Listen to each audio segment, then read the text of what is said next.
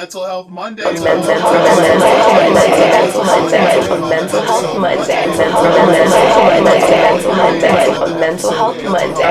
Health Monday. It comes to the description and the painting and stuff, especially when they found the dead cat in that boy's present, and her sister immediately said, "How dare you do that to us?" And it's like, my G, that's your only piece of family that's left. I don't really think that was an on-purpose thing. Yeah.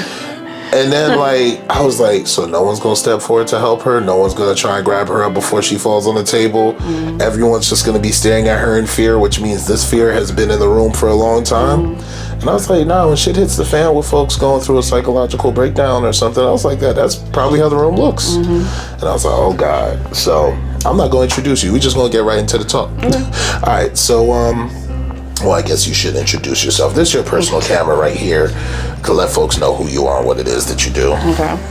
So we're recording now? Oh, yeah. No. Everything's just been running during this whole wild-ass rant of mine.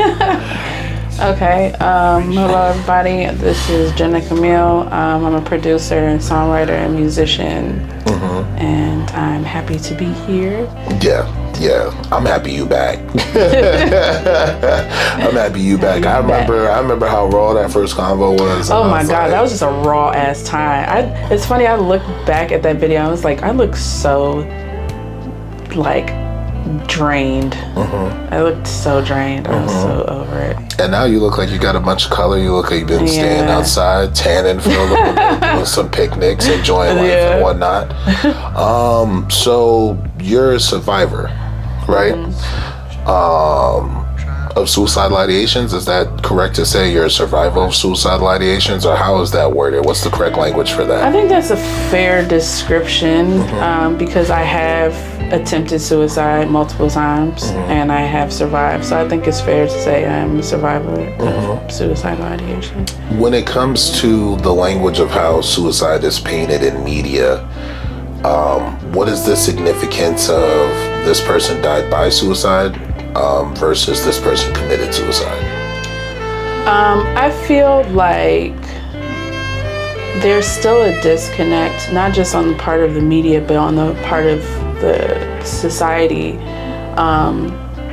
when it comes to recognizing suicide or suicidal ideation as a symptom of an illness. And I say that in air quotes because I was, just talking, can't remember who I was talking to. Recently, I was talking to someone recently and explaining, it was like, how fair is it to call it an illness when a lot of the times we're responding to external issues? It's not to say that we don't have internal things that we are dealing with, and our internal things may influence how we process our external things. But as I've reflected on the sources of my depression, a lot of it has to do with my feeling of not being able to adapt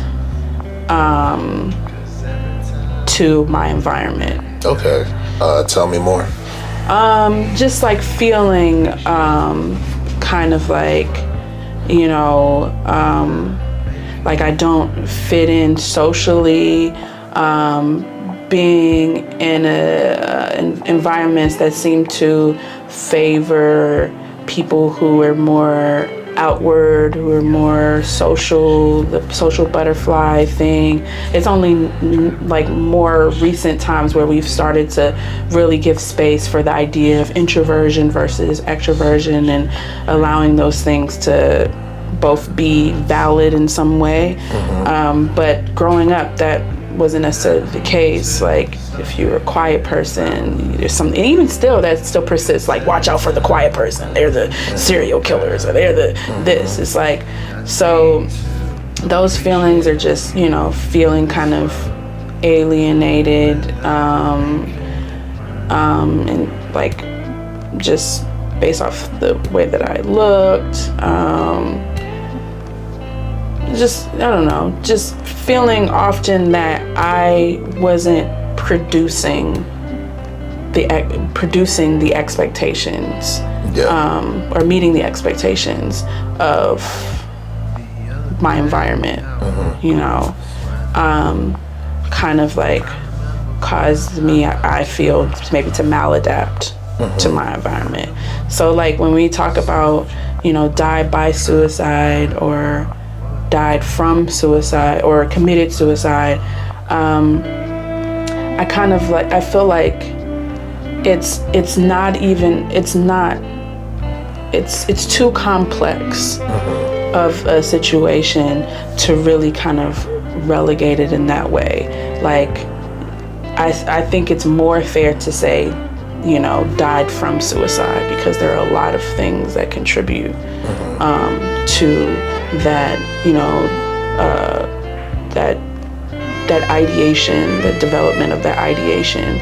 I don't think it's fair to just like, you know, leave it to like this act in which this person performed that was harmful to themselves and to other people. Like I think there's a social responsibility that we need to acknowledge when people commit suicide As a community. Yeah.